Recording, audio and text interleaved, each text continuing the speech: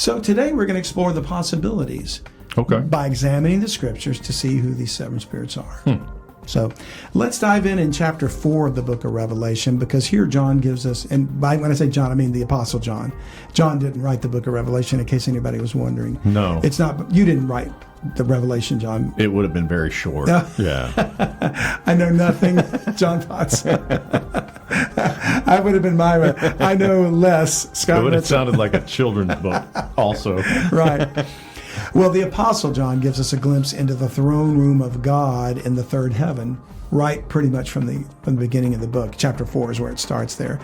And so here we see 7 lamps of fire, and they're called the 7 spirits of God. So let's read that passage so that we can see the focal text of the phrase 7 spirits of God. Okay. And it's Revelation 4, verse 2. John writes, "And immediately I was in the Spirit, and behold, a throne was set in heaven, and one sat on the throne." And we can deduce from these things who these individuals are one by one. This is God sitting on the throne. "And he that sat was to look upon like a jasper and a sardine stone." And he's talking about the beauty of what he's seeing there. He doesn't say that God looks like a rock. He's saying the beauty of jasper, the beauty of sardius stones are reflected in the throne, in the throne room.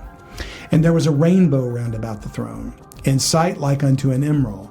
And that's, you think, well, a rainbow doesn't have every color, but it's like an emerald. So is it like an emerald having a prismatic effect, creating different colors? Or is it different shades of emerald green? I mean, your imagination can run wild with these my things. imagination is running wild. This is like the scene from Superman. Yeah. I mean, It really is. and that's probably not doing it any justice. I know that it's not. But it's still giving us the understanding of it's like a science fiction movie. Yeah. These supernatural things are very real, and stop thinking of heaven as a bunch of people sitting on a cloud strumming a harp.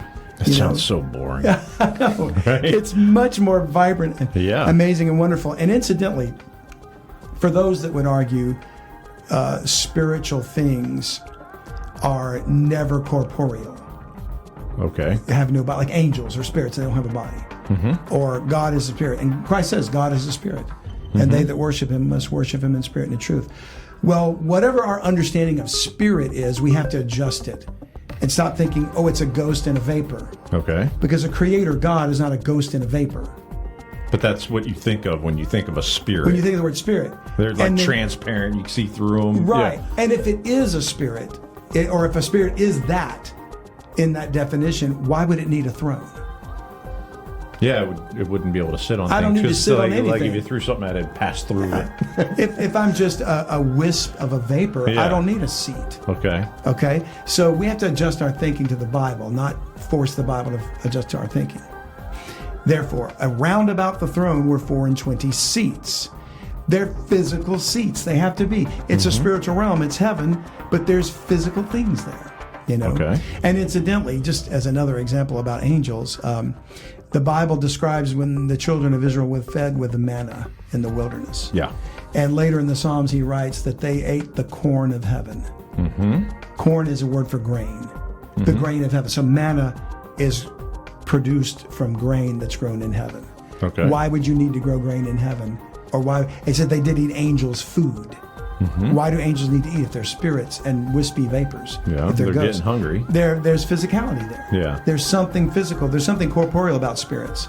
So I reject the idea that they only appear as physical if God gives them a body to look like a human being on the earth, which was one of our guests suggested. You know. I say, no, it's more than that. It's more than that. There's a civilization. He's called the Lord of Hosts. Host means armies. There's chariots, there's horses in heaven. It's not just poetic language. It's a description of what's really going on, and our entire earthly civilization is based on that civilization.